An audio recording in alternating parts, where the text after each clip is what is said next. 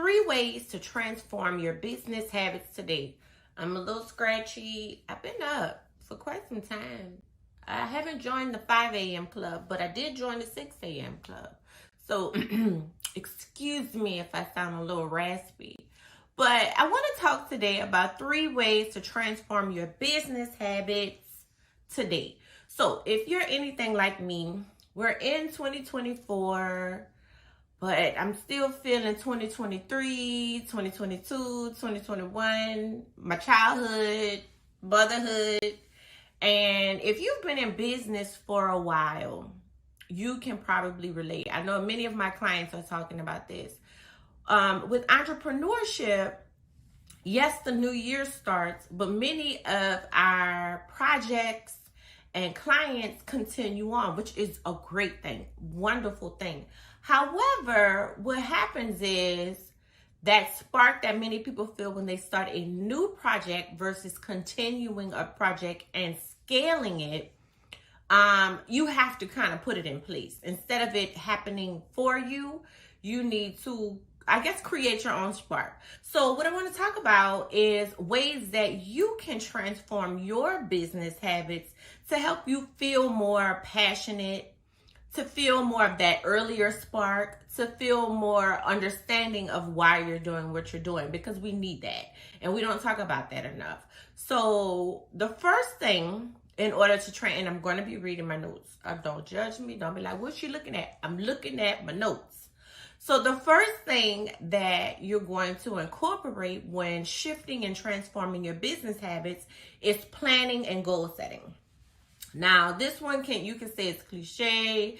You can say, I already know this. You can say whatever you want. But really sitting down and strategically planning out your business projects, clients, the revenue you want to make, how you're going to make it, really helps to shift your business, especially when you start hitting the goals. So when I did my first retreat, we did it at the Post Oak in Houston. I set this goal to make this retreat. I set a revenue goal and we hit it. And it set a fire under me to start doing international retreats and conferences, regional retreats and conferences. We doing retreats and conferences because this revenue goal is attainable. It's fun. Women love it. It brings a whole new fun dynamic to my business. However, I'm getting better and better at planning out things because if you're like me, I am a late traveler. I decide on a Wednesday that I want to go to Hawaii next Monday.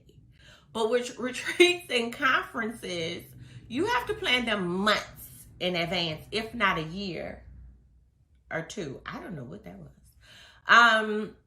And so learning to strategically plan, have things in place can revitalize many of your energy levels in certain projects in your business.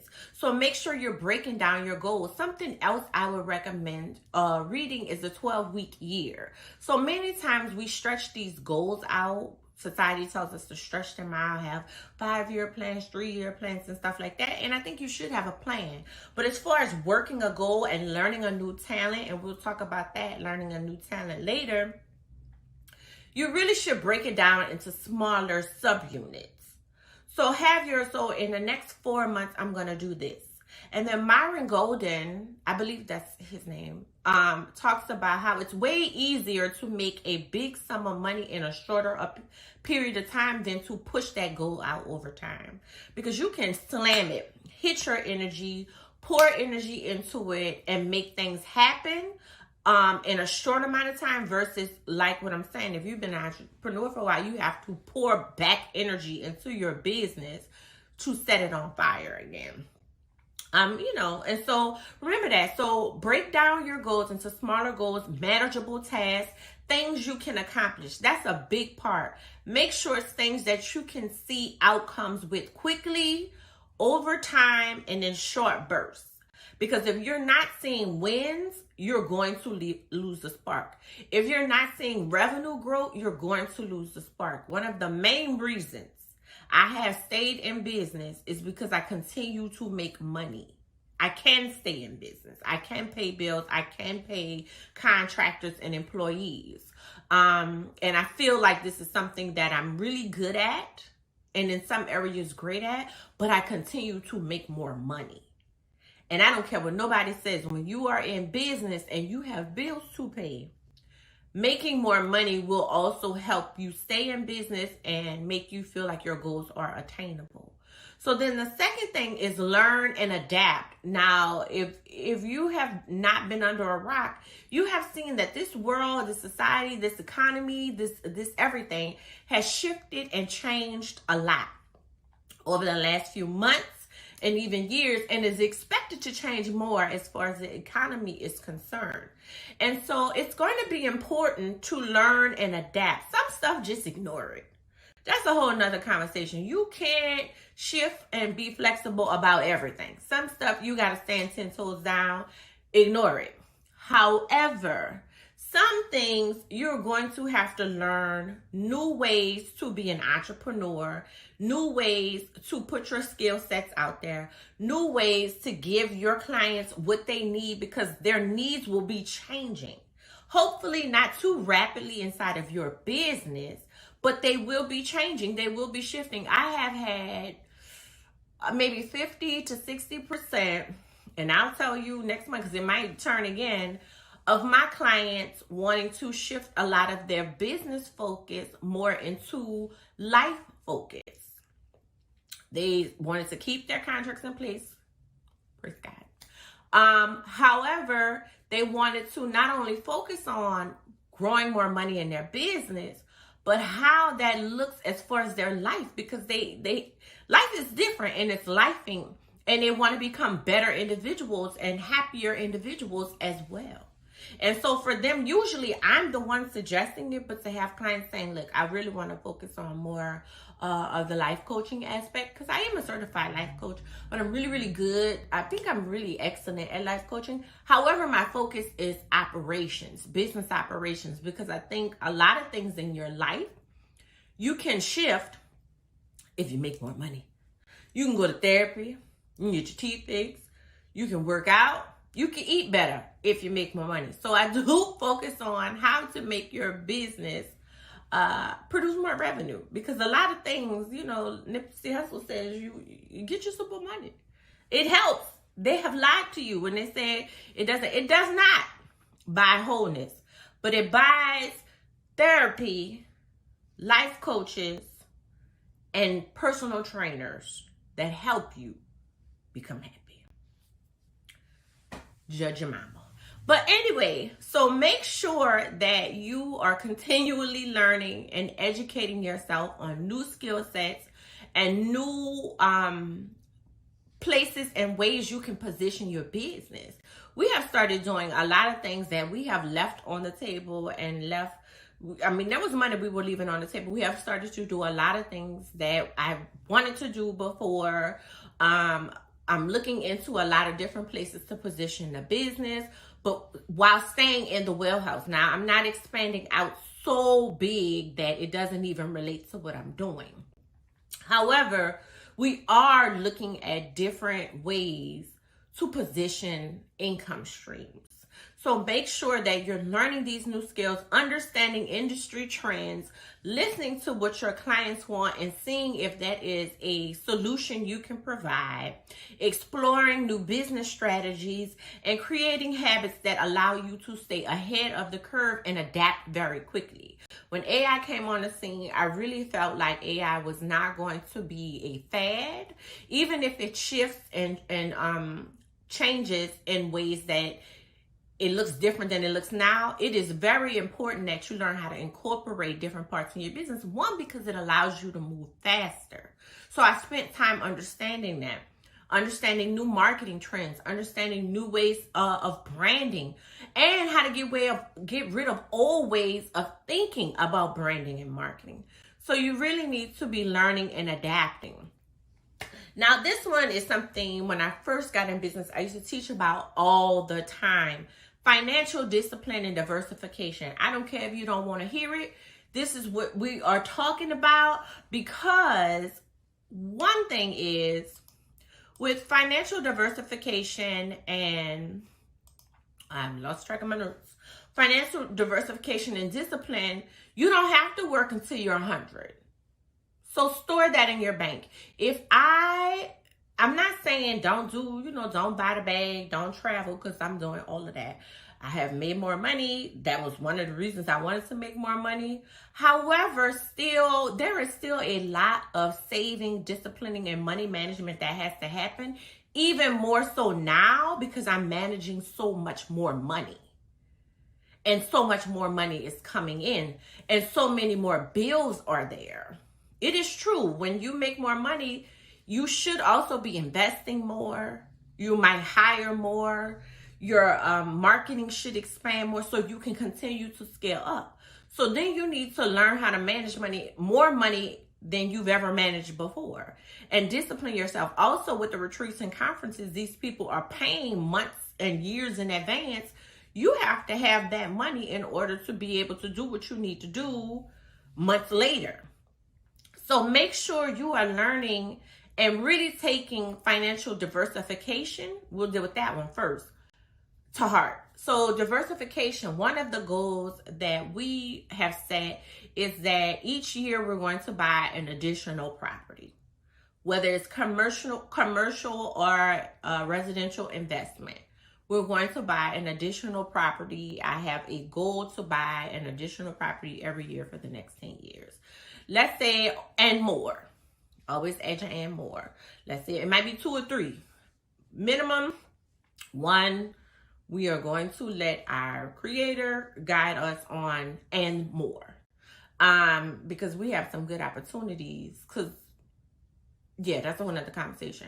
And the reason I'm doing that is for the equity associated with it, the investment, ways that I could use these properties later, real estate portfolio. It allows you to look better for the bank. The list goes on and on and on and on. But it is one of the goals as far as diversification. We also put in place just this past weekend, revamping some ways to create streams of income and new products for clients in this varying economy. So we are starting to really talk about some of our books that people can come in if they can't come in and purchase a course because of their income position, or they can't come with us to one of our international retreats to Bali and so forth.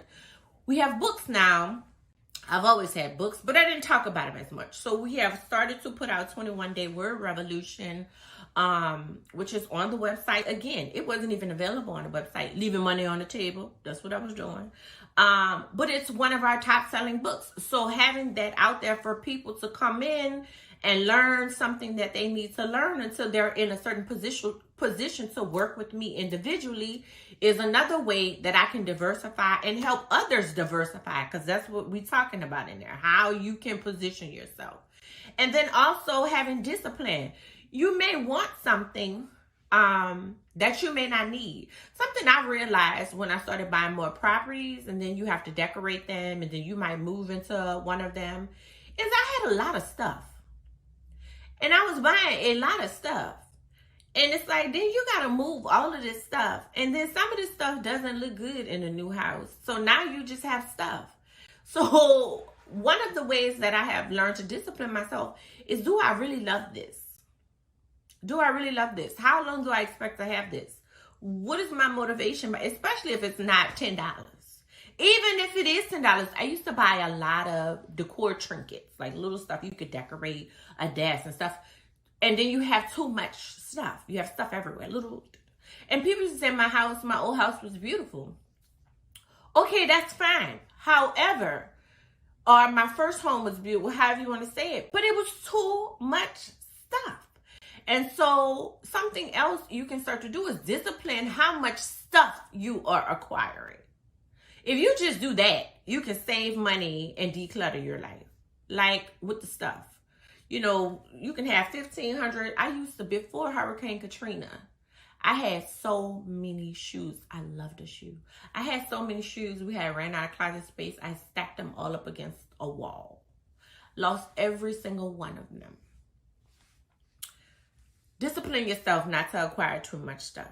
So, and as far as diversification for you, there are so many resources and podcasts and videos that I've created on diversification. There are ebooks you can write. There are physical books you can write. podcasts you can do, put out more content, create courses, create live in-person masterclasses. Traveling, you can, become a consultant in your area.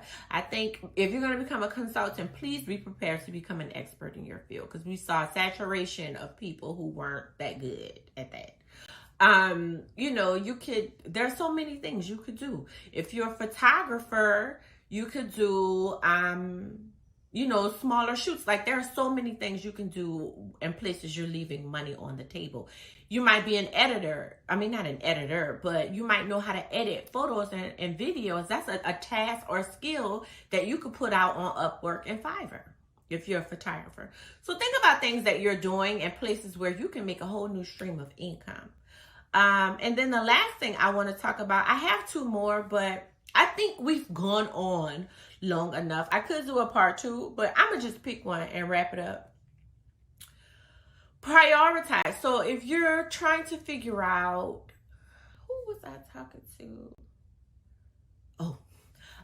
If you're trying to prioritize building that momentum and that fire back into your business, one of the things that you cannot leave on the table is self-care and a balance. And I don't mean balance in the pie where everything get equal slices. I don't know the last time I had equal slices. Maybe when I was in college. And I'm talking about the first degree, because the third one I already had a toddler. But prioritizing, making sure that once a month, which is clearly not equal slices of the pie, you do something for yourself. Like some weeks I don't get a whole day off. One, because I am a mother. But what I will do is get 8 hours. And that's a full work day. I might not get from the time I wake up to the time I go to sleep off, but I might get the whole time my child is at school. And I take it. And it might just be a long bath. It might be sitting in a chair and reading the book. It might be going for a walk. It might be going shop at Home Goods. But something where you can decompress for more than 20 minutes.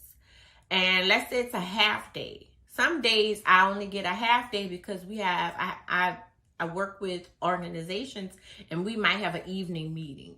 So I might take that whole day, take my time, focus on myself, and then I'm jumping back into work. But sometimes I take a full day. You need to incorporate that into your monthly, if not weekly schedule. Because if not, you're going to constantly feel burnt out. I don't care how much money you make. You need to do something for yourself. Even because sometimes I would get a pedicure, but I'm reading and doing work while I'm getting a pedicure. That is not self-care. That is you maintaining your beautiful appearance. Make sure self-care is times when you can detach, reflect, and relax. So say it with me. Detach, reflect, and relax. If those 3 things are not in it, it's probably not self-care. It's, no. So make sure you're incorporating that into, I say monthly, because I already know what it is. But if you're not doing it at least once a month, some people are like, I don't know the last time I had a day off. Girl, bye. You better write that into your schedule. I do have days, 1 or 2 days in my weekly schedules that are designated off. But all of them do not allow me to detach, reflect, and relax. Some of them I might decide to do something else that's not work, but it's not really relaxing. It's rewarding. So I guess you could replace that sometime. But you need the other one, relaxing. So make sure that you have scheduled regular time to tend to yourself. To do things that you need to become a better you. Talk to a therapist. I would say that would be self-care. Go to some doctor's appointments. Like some of y'all foot been hurting for 4 years. You don't know what it is. Go get your foot checked. Dentist.